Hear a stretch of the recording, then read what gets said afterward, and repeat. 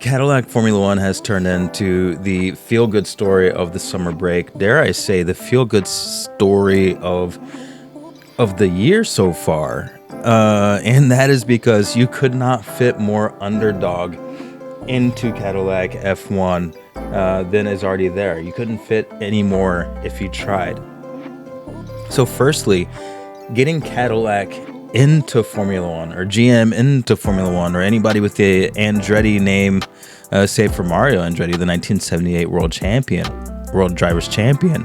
Like, it was very difficult to get them in. I won't bore you with the whole backstory, but it wasn't guaranteed that Cadillac was going to have a Formula One team. Then you add in Valtteri Bottas.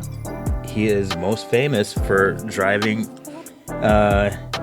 under the shadow of Lewis Hamilton, 7.5-time world champion, and that can definitely diminish your accomplishments. And then it's essentially the same story with Sergio Checo Perez driving in the shadow of Max Verstappen, and neither of them had a seat for 2025. And I think prior to now, or at least prior to the last couple of months, one could have thought that perhaps their Formula One careers were over. I mean, look at Daniel Ricciardo. His career's over now. I know that he kind of decided that he didn't want anything to do with the sport anymore, at least not from a driver's perspective. But I was curious if Bottas or Perez were going to get back into a seat. I know I made a short the other day about Valtteri Bottas getting into the Cadillac Formula One seat, and I spoke about his accomplishments. I want to speak about both Valtteri's and Sergio's accomplishments here for a second. Valtteri Bottas, 10 wins, 67 podiums, and 20 poles. That's great. I mean, when you look at the fact that Norris has 9 wins, although he did get a lot of them in recent times. Even Leclerc, he's only got 8 wins.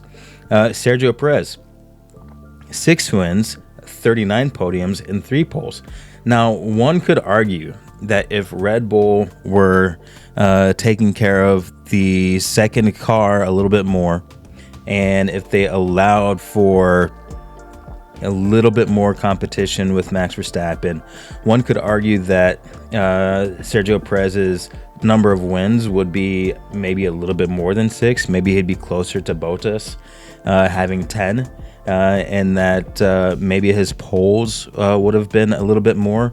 But either way, neither of these drivers are anything to sneeze at, because just statistically, they are in the same realm, if not a little bit higher, than Daniel Ricciardo, Lando Norris, Carlos Sainz, Charles Leclerc.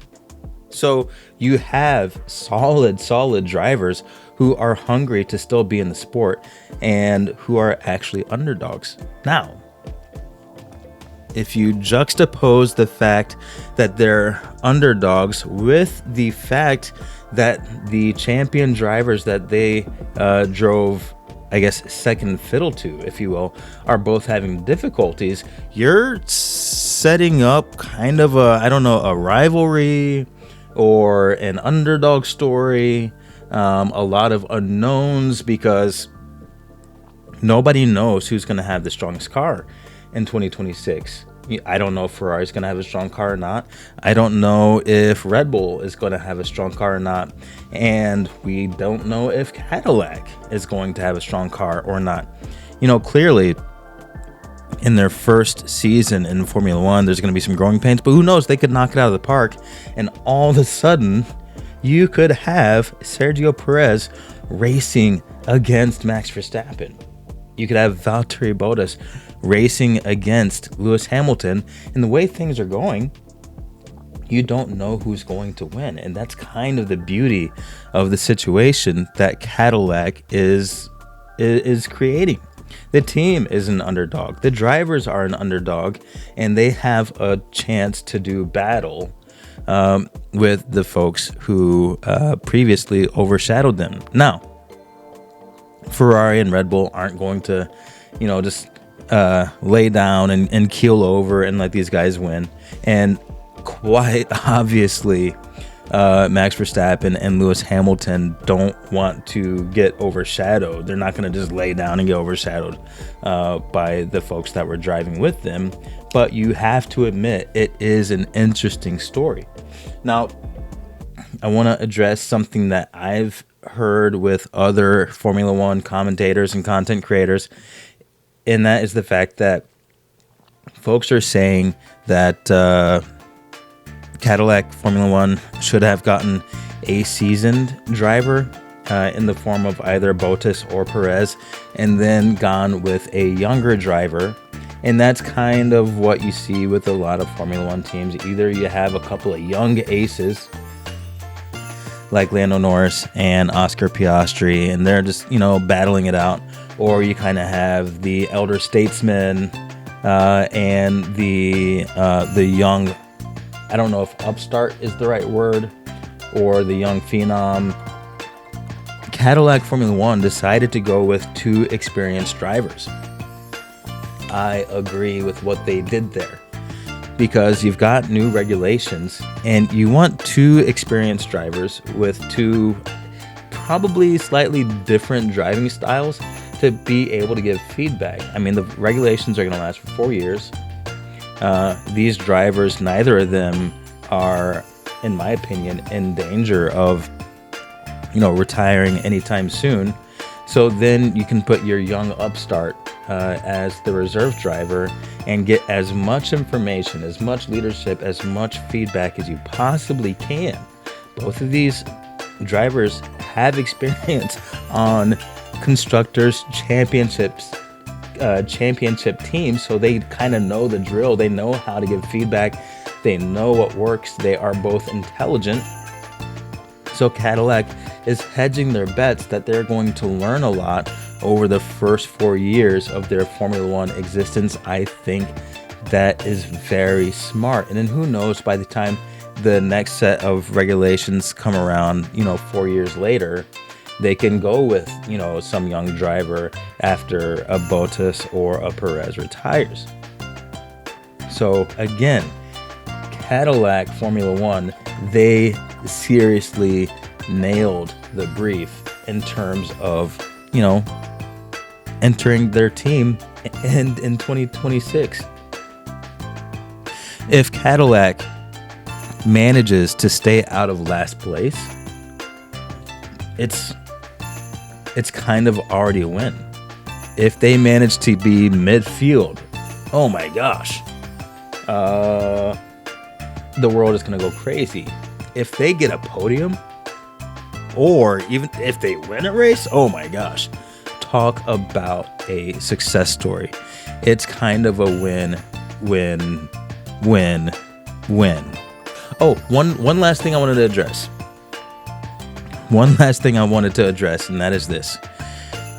How do you have an American Formula One team without a quote-unquote American driver? In my opinion, Checo Perez, being from Mexico, North America, done. Yeah, is he from the United States of America? No, but I mean, hey, we it's North America. It's a whole lot better than saying that Haas is an American team. They've got a Ferrari engine, and they have not had an American or even a North American driver, is it ever? Or whatever, at least in a very long time. I think it's never.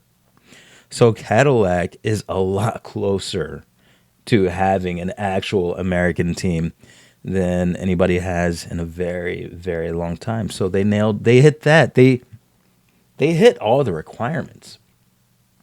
The only question now is who is going to be the lead driver.